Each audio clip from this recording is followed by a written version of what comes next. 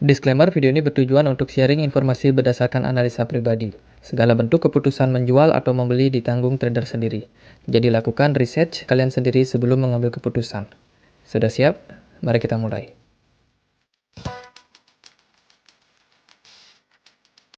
Hai semua, jadi di video kali ini kita akan coba bahas seputar ELIS ya. Jadi ELIS di perdagangan hari ini ada di kisaran 2,38 dolar. Oke, Elis sekarang dia sudah turun dari area support kuatnya teman-teman di kisaran 3 dolar.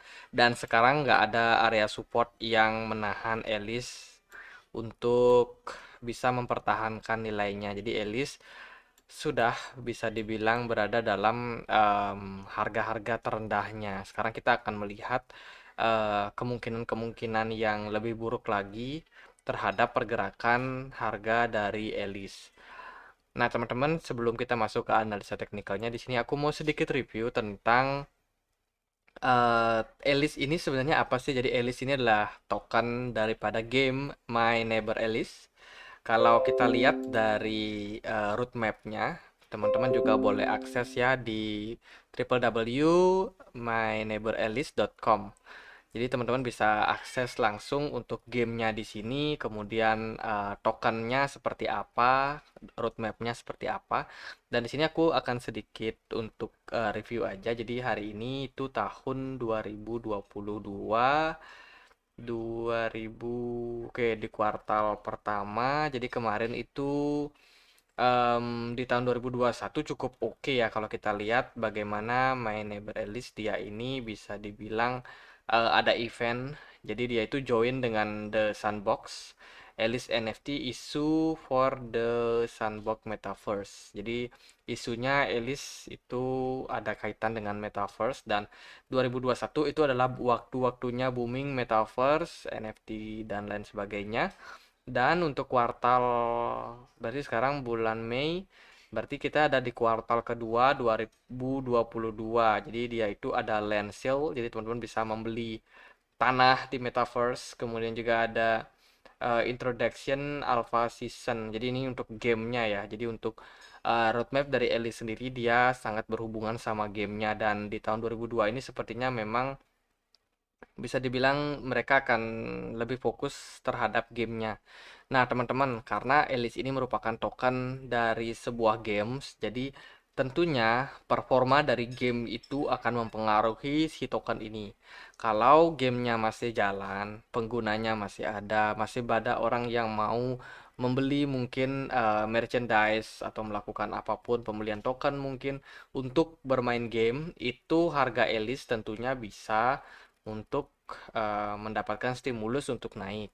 Cuman kalau gamenya nanti lama-lama ditinggalkan oleh para investor, oleh para trader, nah itu teman-teman harus hati-hati karena yang namanya token yang berbasis games itu memang punya keterkaitan sama gamenya sendiri. Jadi kalau misalkan teman-teman lihat beberapa game ya yang laris mungkin di beberapa tahun lalu seperti Losaga, Point Blank, kemudian COC, Clash of Clans. Nah, itu kan game-game yang memang ada masanya nih. Jadi ada masa di mana game itu udah layu, bisa dibilang udah ketinggalan zaman, kalah saing sama game-game yang baru. Jadi ini sebenarnya apa ya, sesuatu yang harus kita pahami bahwa game itu juga bisa bisa dibilang ketinggalan lah, bisa bilang nggak diminati lagi oleh market. Jadi ini tentunya bisa menjadi warning buat kita untuk selalu pantau ini gamenya masih jalan nggak sih, project-projectnya masih ada nggak sih. Dan ini nggak cuma berlaku untuk Alice, tapi juga ada Axie Infinity, ada ya game-game yang lain, mungkin The Sandbox juga punya game kan. Jadi karena game itu merupakan basisnya, jadi kita harus make sure nih gamenya masih ada nggak, masih dimainkan orang nggak. Kalau masih, berarti Alice meskipun penurunan harga koinnya terjadi nih, memang karena pertama market crypto lagi nggak bagus ya, Bitcoin pun juga sudah terdepresiasi, harganya turun, tentunya akan berpengaruh sama altcoin yang lain. Jadi ini bisa teman-teman tolerir sebagai kewajaran, karena kalau Bitcoinnya turun dan Alice-nya naik itu keren sih si Alice, tapi nyatanya kan nggak. Nyatanya Alice juga ngikutin pergerakan dari koin acuannya yaitu Bitcoin.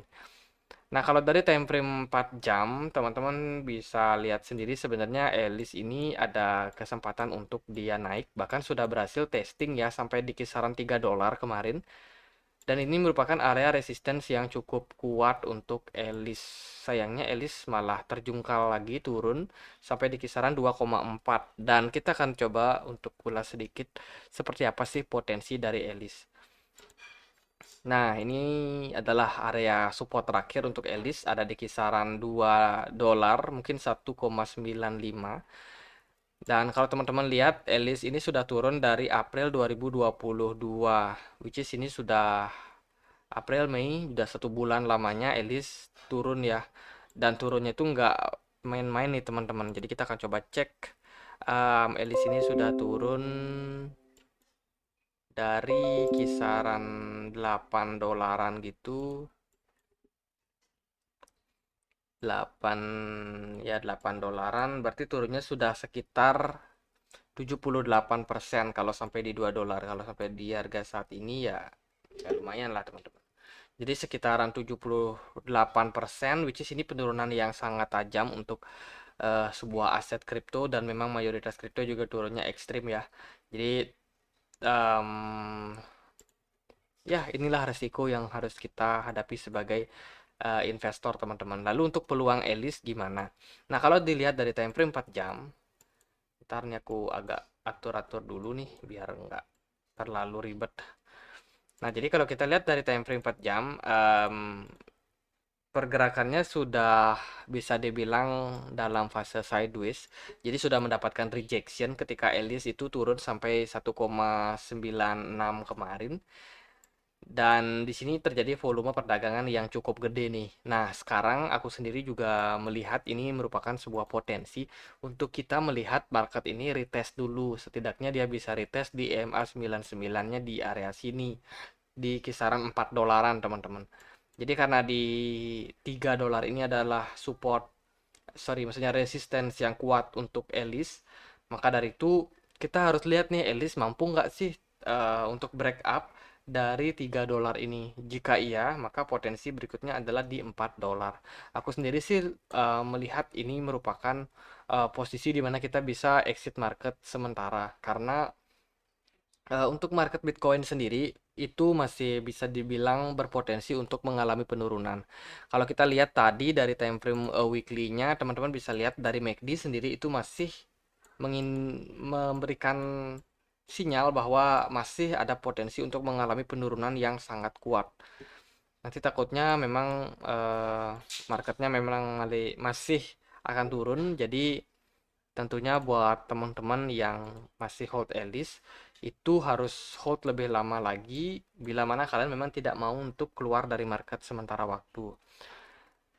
Kalau di time frame 1 harinya sendiri, kita belum melihat konfirmasi terjadi pembalikan arah teman-teman. Jadi di sini cukup oke ketika dia terjun di $2 ini, kemudian berhasil membuat candle hijau, dan hari ini ya di perdagangan hari Sabtu candlenya malah merah, bahkan sempat naik. Dan menurut aku ini bukan tanda yang bagus, melainkan ada tanda kemungkinan Elis itu bisa turun lagi sampai di kisaran $2. Jadi kita belum melihat konfirmasi bahwa market akan segera pullback, naik dulu sementara, tapi kita justru melihat adanya kemungkinan lanjutan penurunan untuk si Elis. So, untuk jangka pendek, mungkin itu aja untuk Elis. Kemungkinan memang masih turun, dan buat teman-teman yang memang mau hold Elis, masih mau tunggu Elis naik, itu bisa mulai untuk staking ya. Kalian bisa lakukan staking di jangka panjang deh, misalkan 90 hari, atau kalau ada yang 6 bulan 6 bulan. Jadi kalian staking aja jangka panjang. Mungkin APY-nya lebih besar juga, sehingga itu bisa mendapatkan uh, bonus ya buat teman-teman yang memang nge-hold untuk jangka panjang. Dan kalau kita lihat di sini juga untuk Elis, dia itu aku coba tarik dari Fibonacci ya, dari swing low-nya ke swing high, dan aku dapat ternyata rejection di sini adalah di Fibo 61,8%. Jadi ada kemungkinan Elis akan testing lagi untuk area support tersebut di kisaran $2 ini. Jadi sementara Elis mungkin berpeluang untuk turun lagi. Tapi bila mana dia mampu mempertahankan area support tersebut, maka Elis berpeluang untuk pullback teman-teman. Jadi bikin formasi yang namanya double bottom ya. Dan bila itu terjadi, kita bisa lihat potensi-potensi di mana Elis akan mengalami retest. Jadi potensinya itu sudah jelas ada di Fibo 61,8 ataupun juga bisa testing di Fibo 6 di Fibo 50-nya. Jadi teman-teman bisa lihat di sini antara di range 3,5 sampai $4. Ini adalah potensi di mana Elis mengalami pullback. Setelah itu ya kita nggak terlalu expect dia bisa ke $5,4. Cuman kalau aku pribadi memang area Fibo 61,8 ini menurutku adalah area yang ideal buat kita exit bila mana nanti Elis itu mengalami pullback. Jadi ini sebenarnya mirip banget seperti analisa kita di time frame 4 jam tadi. Kita berharap dia bisa testing untuk area di EMA 99-nya. Kalau teman-teman perhatikan di sini juga ada potensi sih EMA 99-nya itu adalah di Fibo 61,8.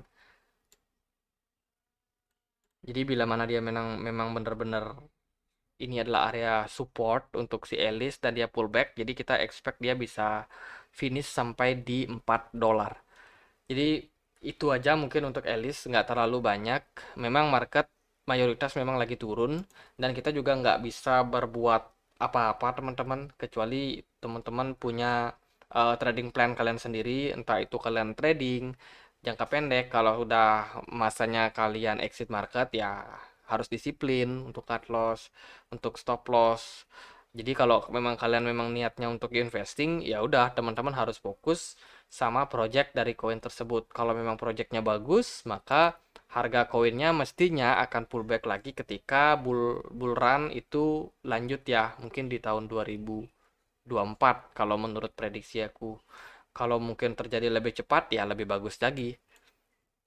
Jadi ya nggak banyak untuk Elis, sekian aja. Memang market masih turun, tapi kalau teman-teman yang punya planning buat exit, tadi itu di $4 bisa untuk jadikan peluang kalian exit. Kalau nggak exit ya udah kalian mau staking itu boleh untuk jangka panjang. Jadi make sure jangka panjang. Sekian aja, semoga bermanfaat dan akhir kata saya Andre. Makasih.